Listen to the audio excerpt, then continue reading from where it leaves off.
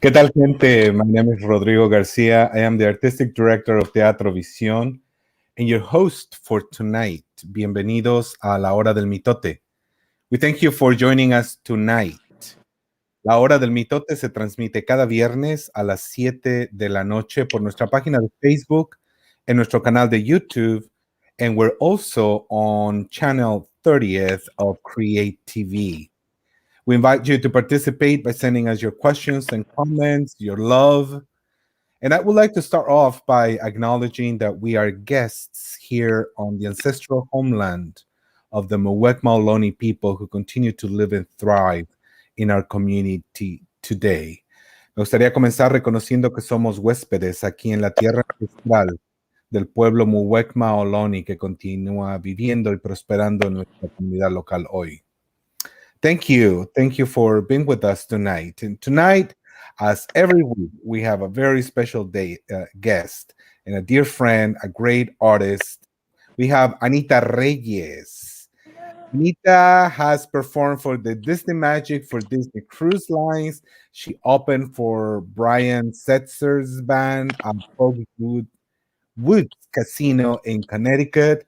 And she was the National Anthem Soloist for the Giants. Woohoo!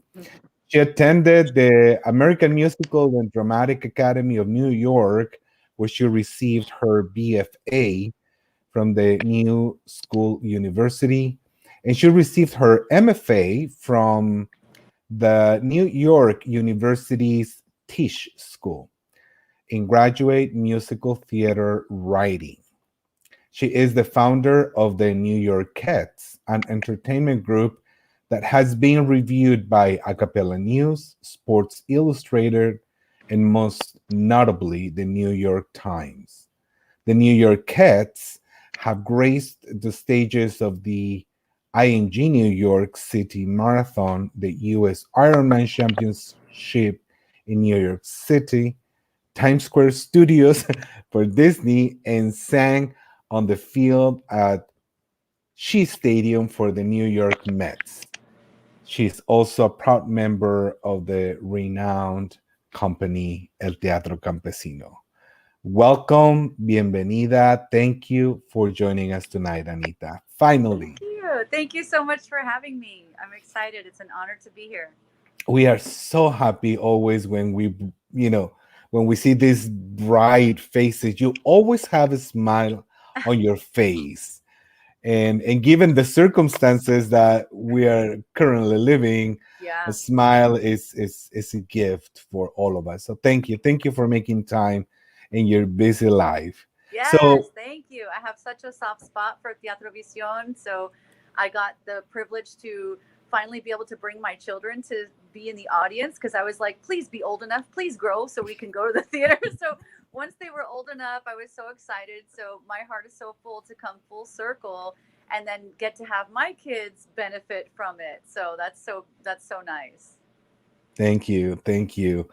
And well, we invited you tonight to talk about everything that you do with a particular interest on the work that you do as an educator, and particularly an educator in the arts. There's so much to say there. Yes. Tell us a little bit about your journey from when you were born to who you Yeah. are right now, and what made you, decide to take that path.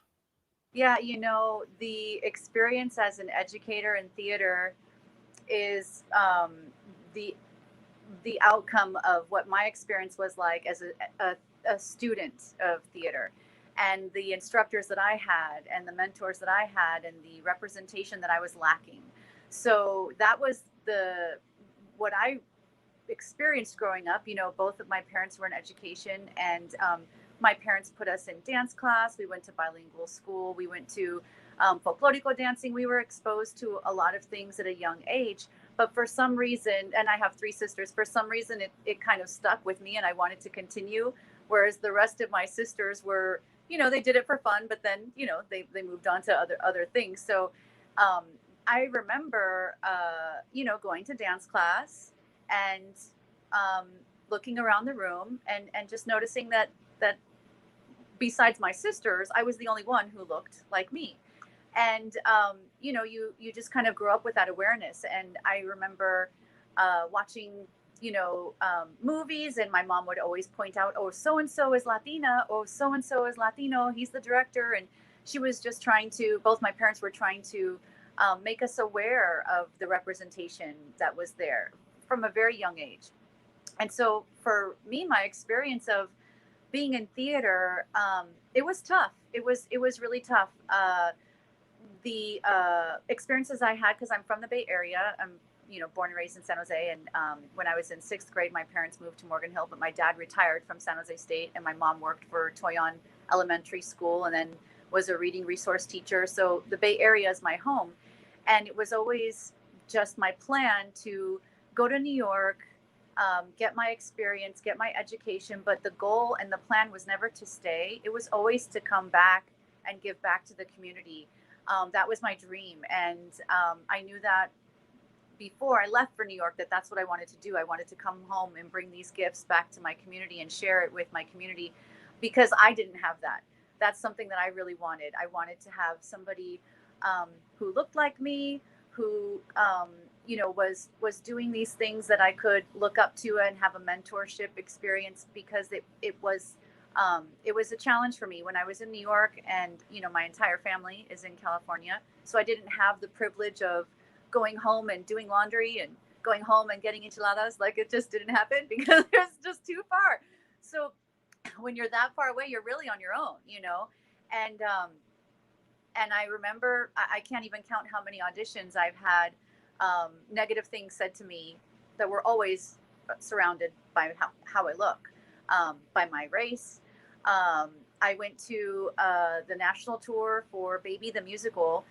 And I don't know if everybody who is listening has heard of the musical Baby, but it's basically about 2 college kids who get pregnant and they decide to keep the baby. And on the page, the very first page of the script, it says location is any town, any college, America, any town in a college in America. So it didn't say that the college student who was the lead character was blonde and blue-eyed. It didn't say she was redhead. It didn't say anything about their ethnic background. It said 2 college kids, you know, find out that they're pregnant. And so I was called back and back again, like multiple days for callbacks for this. And then the final day, a new producer walks in the room, and he just took one look at me, and I was in the top 4. It was myself and 4 other, I was in the top 5. It was myself and 4 other girls. And he took one look at me and just said, oh no, she's too dark to play this role. And then everyone looked at me, like all heads looked at me, and they were like, thank you. And I had to cross the room, get my bags, go into the elevator, and then I cried. But like, I just had to leave. And then, you know, another experience was when I went to audition for the European tour of Greece. I'm sure a lot of people know about Greece, right? And, you know, there's one character famously that's Latina. Her name is Cha-Cha, and she's the best dancer from St. Bernadette's. And I was in the audition for it. And when you go to New York and there's a European tour of anything, it doesn't matter. Everyone and their mother is going to be there because they want a free trip to Europe. You know, that's like, you get to perform in Europe. That's the best gig in the world. So there's like the numbers of auditionees is really high. It circled the building a couple of times. And the girl who was just the attendant, she wasn't the director or the choreographer or producer or anyone who had a say. And all I was doing was giving her my headshot and resume, and all she was supposed to do was give me a number. And she just said, sweetie, you're just wasting your time. And I was like, what? Why? And she goes, well, because they already cast the role of Cha-Cha. And I said, oh, well, I just, you know, I'm just here to audition to be in the ensemble. And she was like, sweetie, let me show you. And she like pulled me in, and she held up the piece of paper with her hand and underlined it with her finger. And she goes, they're looking for the all-American girl look. And then she was like, sorry, bye. And I got into the elevator and I cried. I was just like, I mean, I had really, really dark moments of frustration where I legitimately thought, should I go home? Should I stop? Because it's not happening. And I kind of let that fire fuel me to just say, no, I'm not going to take someone else's no for an answer. And I just straight up stopped auditioning for a while. It was like, I didn't want to put the power into someone else's hands. And I completely changed my focus. I had no money. I was no name. Nobody knew who I was. And I took out an ad in Backstage West. I paid $50 for it. And I was legitimately eating bologna sandwiches for a while to pay for that $50 ad I put in Backstage. I rented my own studio. I just grabbed sheet music of songs that I wanted to sing. And I just said, I'm going to start my own group. And that's where the Newyorkettes came from. I wanted this girl power experience, and I wanted something to be reflected of me and my experience of having three sisters and the four of us together. And I just love harmonies. And so I just decided to put this group together. And it was like 6 months to the date from starting the group. We ended up performing in front of 55,000 people for the New York Mets at Shea Stadium. That was our very first gig ever. And it's like mind blowing, but I'm so grateful. Thank you. I'm so grateful for those negative things that happened to me. It sounds crazy, but I'm grateful that they happened because I needed something drastic to make a drastic change in my life. I went from going to auditions every day, going to dance class every day, trying to hit the pavement and be at all these things. And I just said, no, I don't want to do that anymore. I'm going to cast myself. I'm going to have my own group. I just changed my entire, idea of what I wanted to spend my time and money doing. And for years, I mean, I bought the wigs, and the wigs were not cheap. And I had 4, and they were $175 each. Yeah, this was like 10 years ago, but that's still a pretty penny. And there's this picture of me, and I have like 4 heads on styrofoams, and I'm washing and I'm styling it. And I didn't really even have experience as a wig mistress or any of that. And I just learned because I had the passion that I wanted to perform. And it was that negative experience, those negative things, those comments that were said to me. And I'll spare you of all of them because I don't want to depress anybody, but just give those 2 examples. But the other experience that I had that helped me kind of get there was working with Luis Valdez on the national tour of Zoot Suit. And I got to experience working with him doing the Mummified Deer, which was his first play after a 7-year hiatus. So I got to experience what it was like to be an actor working directly with the playwright, that was the first time I ever had that happen before. And, I remember we were in previews and people were like, oh, it's previews. And I was like, why? What's the big deal? What's the big deal with previews? And they were like, oh, just wait, there's going to be changes. And I was like, but what do you mean changes? I already have everything memorized. Too bad. It's going to change the night before, and you're going to have to memorize it and go on and roll with it. And I remember having this monologue that I beat myself up trying to memorize it dead letter perfect, which is what they say you memorize it DLP, dead letter perfect, word for word, no adding contractions, no ad-libbing, nothing, memorizing it exactly the way the playwright had intended. And then it was changed on me, and I was like, oh my God, my mind is blown. How am I going to do this? But, it was really awesome to experience that because I had a script that I practiced and worked and read and reread. And then when it changed, I was like, oh my God, I feel like it's changing a couple of words changed the entire monologue. It changed the entire scene, and it changed the entire play. And I was blown away with how powerful the playwright really is. And when I got to do the national tour of Zoot Suit, that was the first time I felt like I remember watching that film as a child so many times that like the VHS tape broke. And I was so blown away by this musical, by the dancing, because I love dance and I love the singing. I love the 3-part harmonies. I love the acting and the drama. I was so in love with this movie because I felt like it covered all of the pieces of me and all of those things that were lacking. Where when I was a kid watching movie musicals was Annie. And I don't look anything like a redhead with freckles. So I remember thinking, I love this movie, but it's not for me. I can't be in this. It's not representing me. It's not, a backstory that I felt connected to. I just felt like I loved it. I wanted to be in it, but I didn't feel like I fit, And then it was the first time of being in Zoot Suit. I got to play one of the 3 women in the Pachuca trio. So I got to sing 3-part harmony. I danced.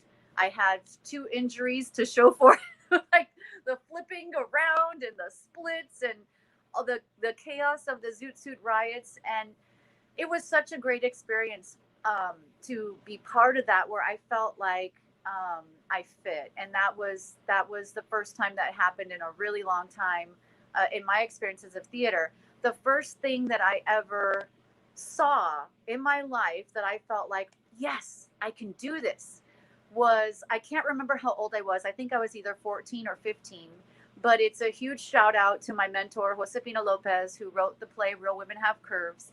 And I saw it at the Limelight Theater, and I got to see some of my future mentors that I knew from El Teatro Campesino who had performed in that play. And it was the first time in my life that sitting in the audience, I was like, there's a role there for me. Like, I could do this. I fit in this world. And I just was so into the story. There could be things happening behind me I did not know. I was like leaning so far in my seat that I was afraid I was going to bother the people in front of me, because I just wanted to soak up as much as I could. And I was just blown away by the drama of that play, the comedy, the timing. I love the fact that it was this really tight knit cast, and the whole entire world of this play was pulled off by a handful of women. I was just so blown away and so motivated, so inspired by that. And it was really that experience that made me want to do that for others.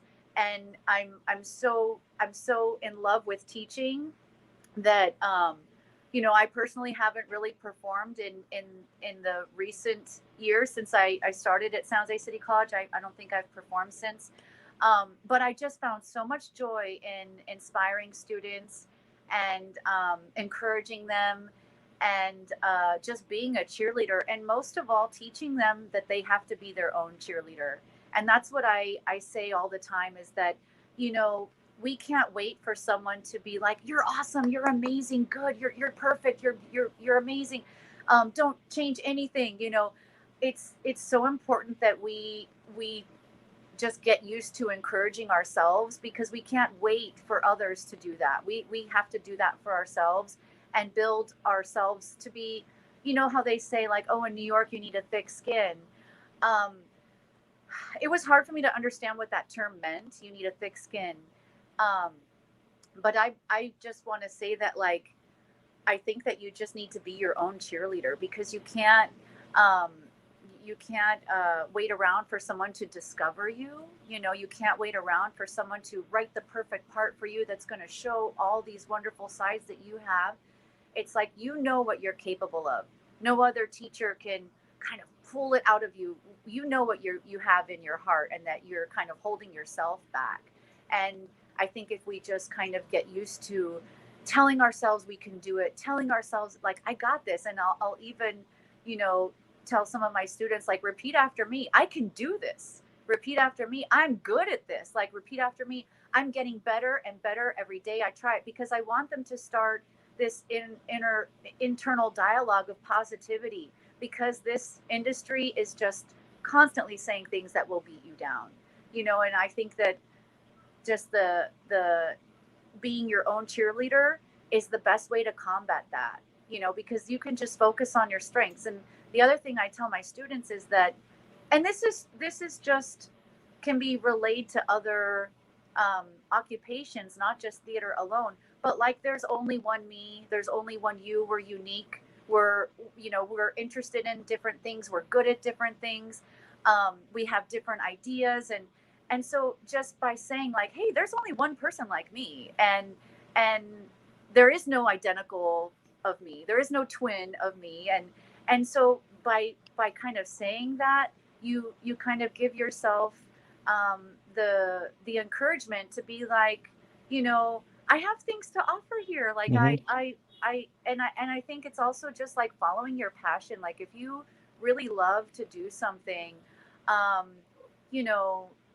it doesn't feel like work. You could do it all day. You could, that's why, like, in the theater world, you're there till whatever time it is, when you can't leave until everything is done, but what I learned through teaching, I had right before I started teaching at the college level, because I've always been a teaching artist, and I've always, I was a dance teacher. I did after school programs. I did these theater arts camps. I did a musical theater writing camp in Brooklyn.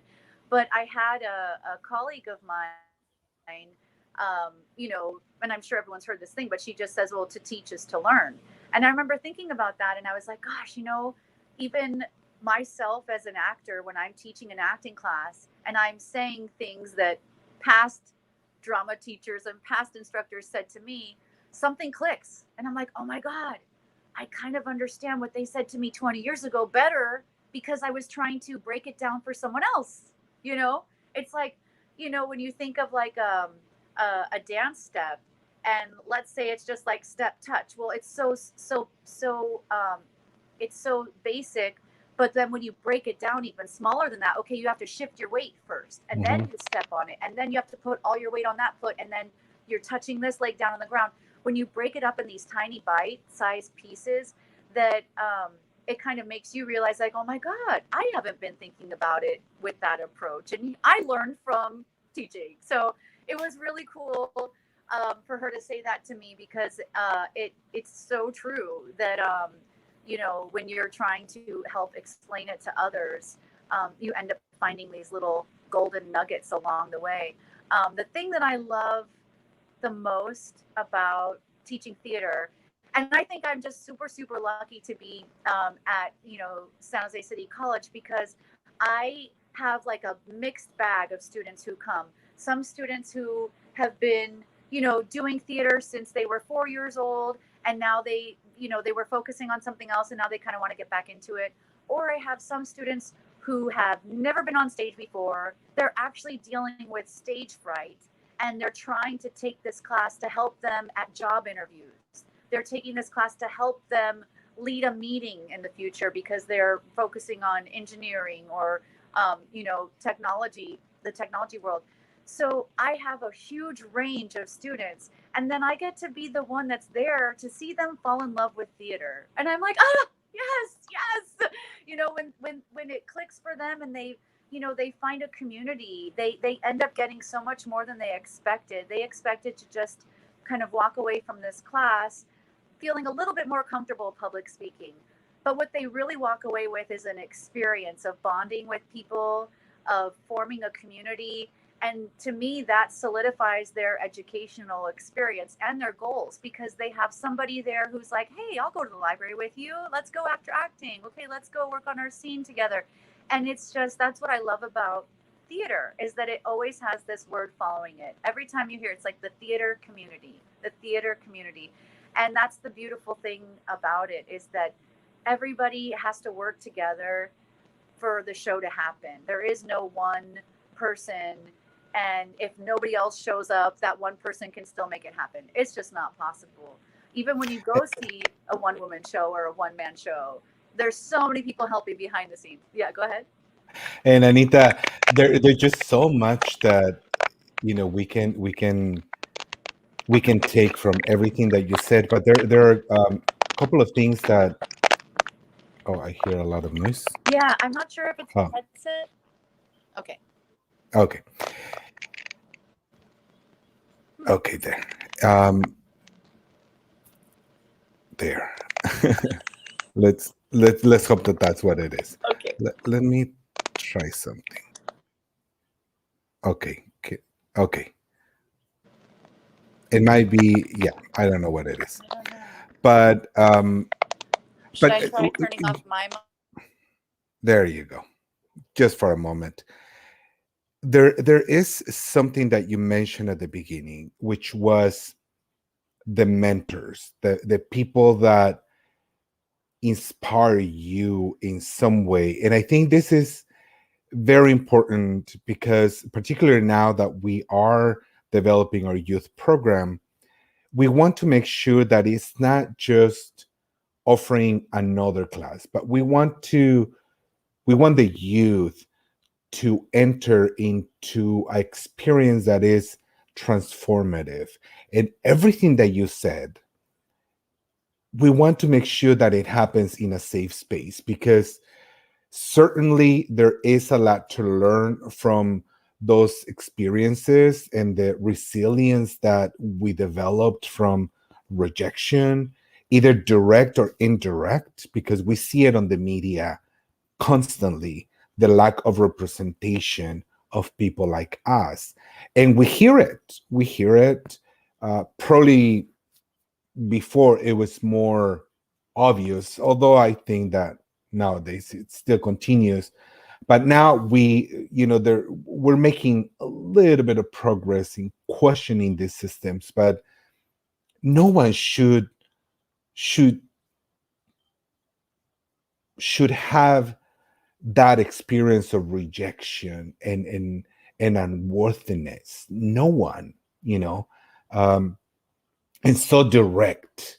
I think that in theater, when we look at all the skills that we can bring, at least giving the opportunity to show, like you were saying, what we have to offer before saying just the way you look doesn't make you eligible. And that's something that I think is very valuable in having people like you being the lead and the mentor and the one that is going to inspire others to believe in what is possible. Not what is easy, but what is possible, because it does require work. But a lot of times we grow up with the idea of there is no space for me. And something else that resonated with me is that why we should keep pushing to enter into mainstream, because we have the right to do it. I think the other part too is that we don't have to spend our lives and our energy trying to get into spaces that were not created for us. We can create our own and make those spaces bigger to push those, aside, or make our presence bigger. And I think it's wonderful, and I thank you for the work that you are doing constantly, for using that resilience also as a way to inspire others. It's yeah, my heart goes out to you, and I'm sure there are many young people who look up to you because you are that one person that inspires them and tells them it is possible. Not easy, but possible. And on that note, we have a comment from John Marcoida. Thank you for participating in this space, Anita. Yeah, we are forever thankful. Next question. As an educator and as a mother, what advice would you give to other parents in regards of the role of the arts in the education of their children? That's a big one. Um, I one of the things I didn't uh, touch on, which is a good segue, is that to me that is writing, encouraging your kids to write, because um, that's where these new stories will come from. That's where the next wave of producers and performers will come when we have more content. And encouraging kids to write comics, encouraging them to just make up stories, make up songs. Because for me, it might sound super silly to be like, oh, write a comic strip, or oh, write a song. But really, it's giving the children a voice, and it's showing them that they have an active audience that's listening, whether it's their parents or their friends. Hey, can you guys, read part of this play? You want to watch my play that I wrote? Like, you can never start too young to write your own play. And I think that when students write their own stuff, I'm always blown away. Like, that's one of the things I got to do with the students at Teatro Visión, which I love so much, because you see them just completely come out of their shell. And when they get to write the words themselves, it's like we just empowered them without telling them we are going to do something that will empower you. When you disguise it with a game and you just make it fun. But I think that the most important thing to do is we need more content. We need more stories being told, and young audiences, young writers.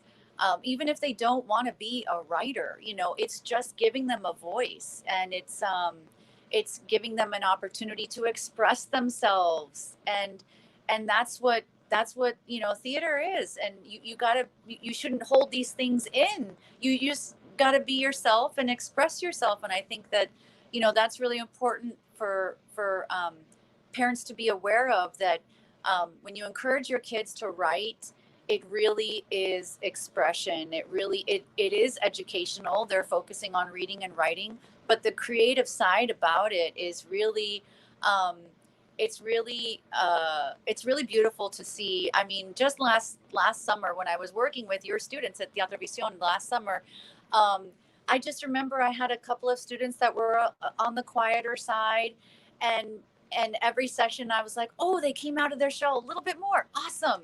And then the next session I was like, oh, I saw some more, you know. But then once I heard their monologues that they wrote, I was just blown away with how much, you know, creativity they had inside them. And yeah, so I would just say that encouraging them to write, bringing them to see as many plays as possible, because plays start a conversation. And if you bring your child to see a play, regardless of how old they are, whether it's middle school or high school or whatever, when you go and bring them to see a play, the conversation on the way home, you're going to end up hearing a lot more than you ever expected. Their perception of what that play was, their takeaway, their feeling, their thoughts on it, of something that you experienced together. I just think that, you know, theater just always brings people together. But the main thing I would say is encourage students to write. You know, I did like a really silly comic strip with my kids, and I was thinking like, oh, we've got maybe 40 minutes to kill. I printed out, it was literally like just a bunch of boxes with like 3 little lines underneath it. And I was like, you know, make a story, make a comic strip. So my son Joaquin had like 14 pages stapled together because he just kept going. He kept going. He was creating these characters, and I was just really, really surprised at this little throwaway activity I thought was just going to be a filler of, you know, just something to do. They really liked it. And now they'll ask, can we make comics again? Because, you know, it's really cute when they get to come up with their own stories. They get to be in control. And particularly from parents showing interest on whatever the kids are creating. Yeah. As small as that could be, as silly as that could seem, showing interest and celebrating the fact that they are unleashing their creativity. Yeah. I think that's such a powerful way of helping the kids build that confidence on what their minds, their spirits are guiding them to create. Yes. Yes. Go ahead. No, you were going to say something. I was just going to say that it kind of, you know, my love of writing, I'm so passionate about it and I love it so much, but it was also out of these kind of negative experiences that I had as an actor, where I remember, I can't even remember the name of the film, but it was like the description for the male characters had this long, all this backstory and history. And the role that I was reading for, it just said so-and-so's girlfriend. So I was like, is she a preschool teacher? Is she a scientist? What does she do? Who is she? Oh no, she's just so-and-so's girlfriend. But the guy has this huge bio, and he worked here, and he's in construction, and he's best friends with this person, and he, like, this whole full backstory. And I remember thinking, like, why is there no backstory? Why is there no more detail? Who is this person? And it was just, you know, another call. They were saying like, oh, we've got this one for a prostitute, and oh, we have this other one for a girlfriend of a drug dealer. And I was just like, is that what every role for a Latina is? Is that all there is to offer? Is that all that is out there? And I got mad, and I was like, well, you know what, forget this. If this is all that is out there, I'm going to write my own. And it wasn't even really that I at the time, it wasn't really that I was passionate about writing. I was really into performing, but it was because I felt that there was a lack of, you know, content that was non-stereotypical, that was, you know, fully fleshed characters that I just said, well, I'm going to write it myself. And that's why I went to grad school at N.Y.U, because it was musical theater writing. And I felt like, well, I know theater very well. So if I'm going to learn how to write, it should be in the theater, not film or or TV writing. But it came out of the need for more content. That's why I say, like, it's so important to encourage young people to write, because that's where the new content is going to come from. And that will be the new voice. That will be the new things that we're seeing on stage and screen. Because, as much as I want to keep things very positive, I can't tell you how many, fellow Latino actors that I know that are still struggling with it to this day, of like, well, I don't want to play a guy going into prison. I don't want to play a guy who just got out of prison. It's like, I have friends who are Shakespearean trained actors, equity actors, that can't get a role besides a drug dealer. It's like, this is madness. No, we just need more content. We just need non-stereotypical roles so that we can have a positive representation of what it's like for Latinos in this country and in international. That, that's not the only profession of drug dealers and prostitutes that, that we can play or made. It was just really important for me to write characters that to give people of color more opportunities to just play real characters, not stereotypes. Absolutely, absolutely. And that importance, again, that we don't have to wait for someone else to write our stories, because at the end we have existed in a society, in a mainstream society, that has done that. Yes. Has taken advantage of our own stories and rewriting those stories of us and for us. And I think there's a lot of power in taking back that and transforming those stories into our own stories. I feel that that's very empowering. And that's something, particularly in young minds, that makes a huge difference. Like you were saying, going back to your beginning on how important having mentors, um, from an early age, seeing representation on the stage and off the stage, um, having the desire to create your own and believe on what you are able to bring. And if it doesn't exist, create it. Mm-hmm. I want to, we're approaching the end, but I want to, because I just feel like I want to, I can spend hours with you talking about this. But for the young people that are sitting on the other side of this screen, that might be listening, who are afraid, or they just are not sure, or they just don't know how to create a career in theater and what they can expect. And I think something that it's very obvious in you, that your passion for acting and dancing and singing hasn't died, but you found another path that it's also lighting that fire within you. So what can you say to all the youth that see theater or feel that little sparkle right now, but they don't know what road to take? Yeah, I would say that, for me, I personally feel like there's a place for everyone in theater, whether they really love to dance, or whether they're just a singer, or whether they're an actor, or they're interested in lighting. And, just get in the door, just get there, be around the people, and just try things. I think that, one of the things that is really important to remember is that, how with instant cameras and instant things on social media, that we expect things to happen overnight. We expect them to happen this minute. And that's just not the reality. Even people who say, oh, it's this overnight success, it's not true. They just were not recognized, but they were practicing, they were going to theater, they were going to class, they were working on plays, they were doing things.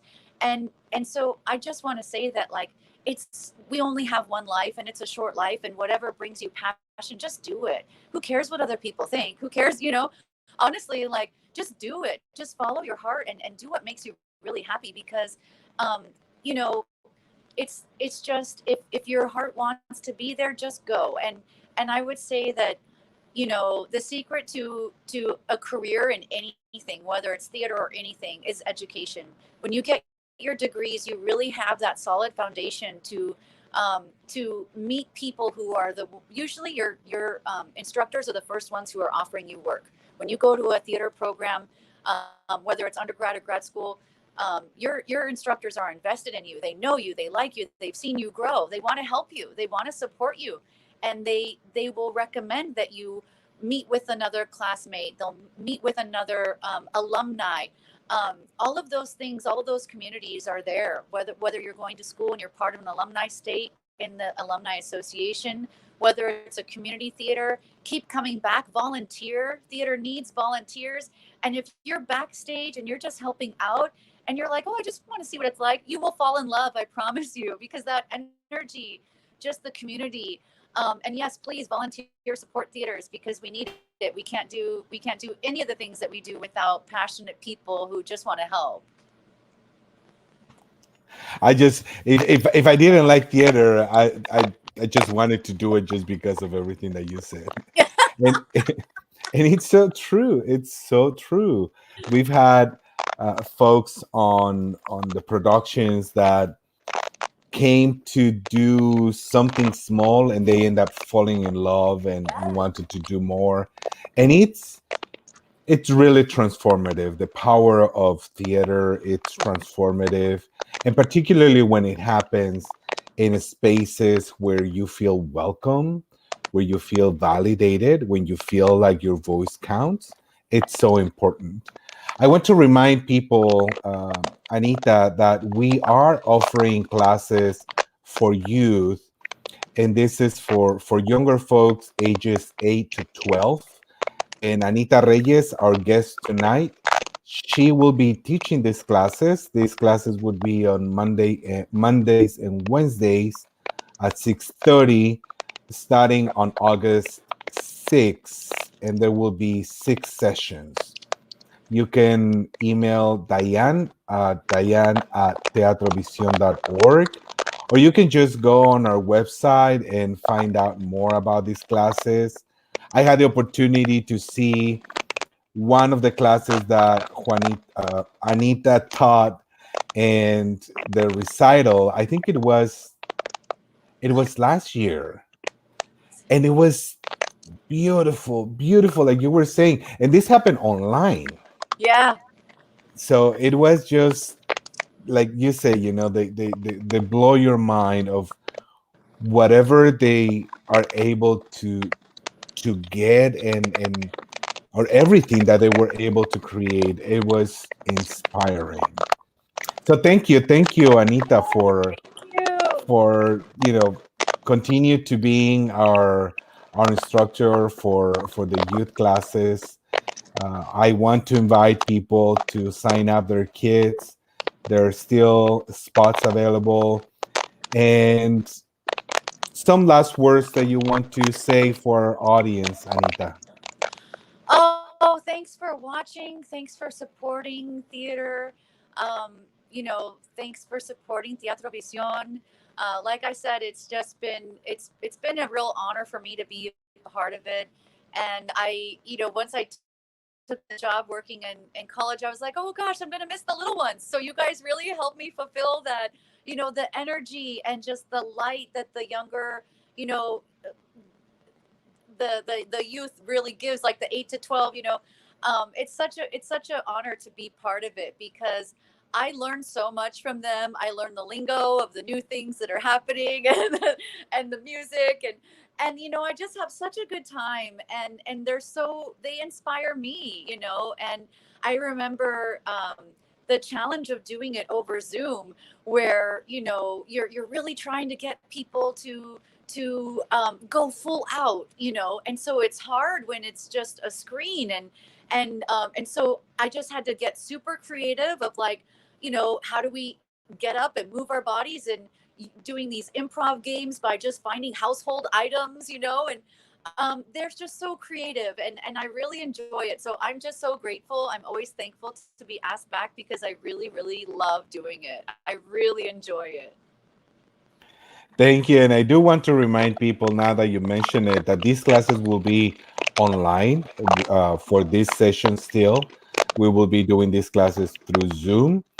And so people, remember, go to our website, teatrovision.org, and find out more about these classes that we have to offer for the youth. I guarantee you they are transformative.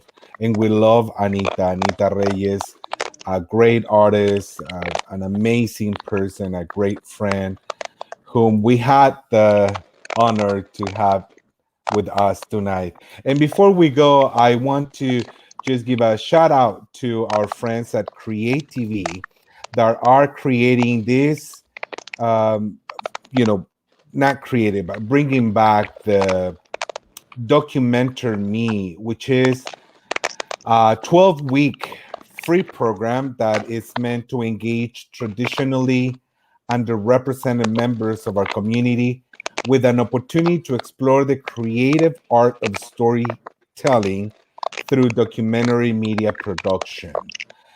The applications are open until July 31st, and it's very competitive. They only have 10 spots to offer, but you can find out more at creativesj.org.